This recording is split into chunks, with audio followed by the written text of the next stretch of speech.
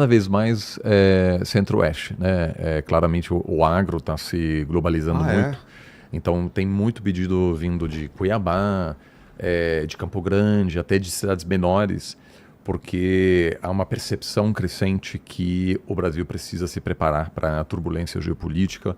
Então é muito interessante, você tem empresas até um pouco menores que percebem que a invasão russa à Ucrânia, a guerra no Oriente Médio, a tensão na Ásia, aquilo está se tornando o novo normal e que é preciso integrar a avaliação geopolítica no processo de planejamento de forma permanente, né? Que não dá mais para só prestar atenção no mundo quando surge alguma crise. Só reagir. Exato, é preciso ter alguém por perto para desenvolver cenários, para avaliar de que forma. Eu não sei se é impressão minha, mas eu nunca vi o mercado de previsões tão em alta, né?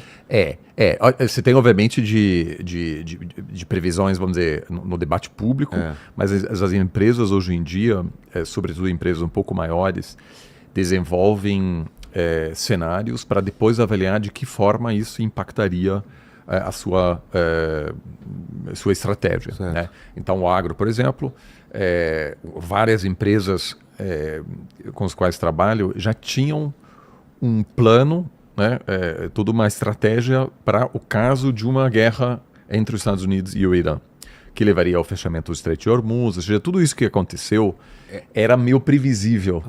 Né?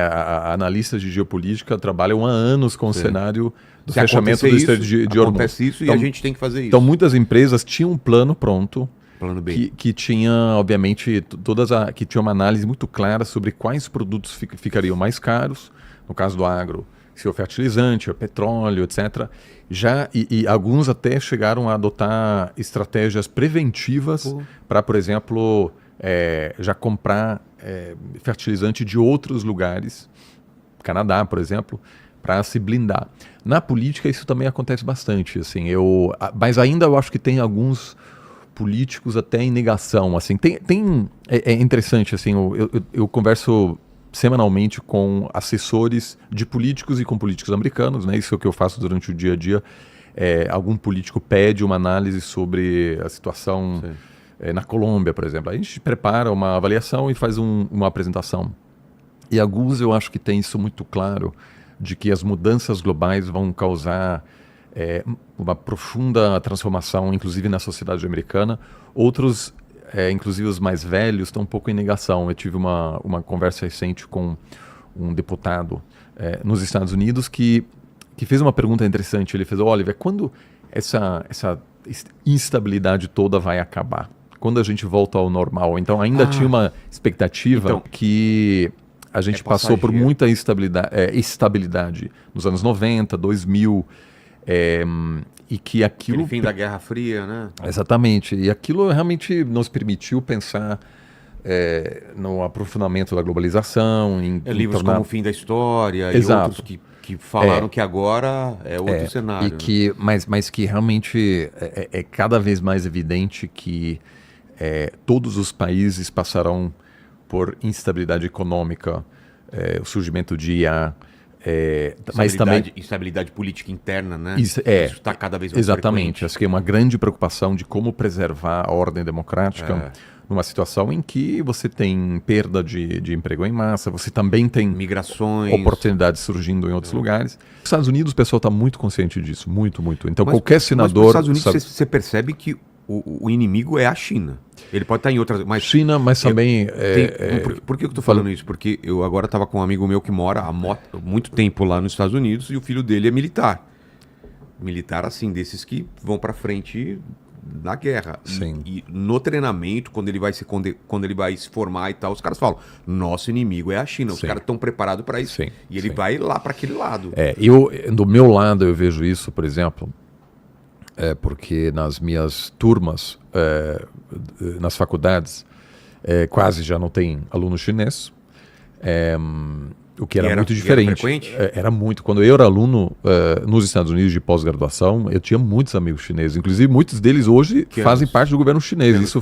Eu me formei em 2009. Não faz muito tempo, então. Então, na década dos 2000, você tinha um auge Muitos dos meus amigos americanos aprendiam chinês, moravam na China e chegaram a assessorar lideranças políticas americanas, né? E aí são pessoas que acompanham de perto o que acontece na China. E do outro lado, você tinha chineses que se formaram nos Estados Unidos, tinha uma rede impressionante de contatos americanos e hoje estão em cargos importantes no governo chinês.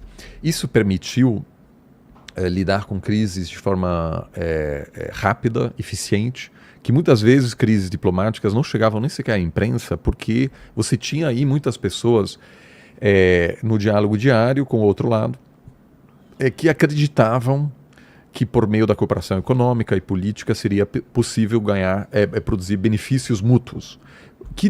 E isso foi inegável, assim, a cooperação econômica entre a China e os Estados Unidos ao longo das últimas décadas foi algo inédito na história, né? Dando produtos de baixo custo para o consumidor americano, criando ganhos muito grandes para empresas americanas entrando no mercado chinês. Obviamente também contribuiu, porém não foi o fator decisivo para uma desindustrialização nos Estados Unidos. Não foi tudo aquilo que hoje dizem, né? Porque o avanço tecnológico também vamos dizer, causou isso acima de tudo, na automatização, etc. Mas hoje você não tem mais, eu concordo com isso. Eu acho que hoje tem planos que eu fico às vezes um pouco assustado participando de reuniões em Washington, onde planejadores militares falam de forma muito concreta sobre como um conflito ocorreria, quais seriam os passos e tal. Não é se, né? É quando, né? A vantagem é que todo mundo está muito preparado para isso. Então, as empresas ninguém mais nos Estados Unidos, nenhuma grande empresa não fica sem um plano, né? Ou seja, existe um processo aí, inclusive, porque utilizando planos de redundância, então você não quer mais depender só da China, então você compra certos componentes de outros lugares, você move partes das suas fábricas para o México. O comércio entre os Estados Unidos e o México explodiu, em parte porque o México recebeu muito investimento americano que estava saindo da China. Não porque eles não gostam do mercado chinês, porque as empresas estão proativamente tomando passos para se blindar contra futuras crises geopolíticas. Mas eu acho que a gente ainda tem muito tempo e muitas formas de se blindar contra um conflito desse. Ainda tem muitas empresas americanas com muita influência que não querem esse conflito.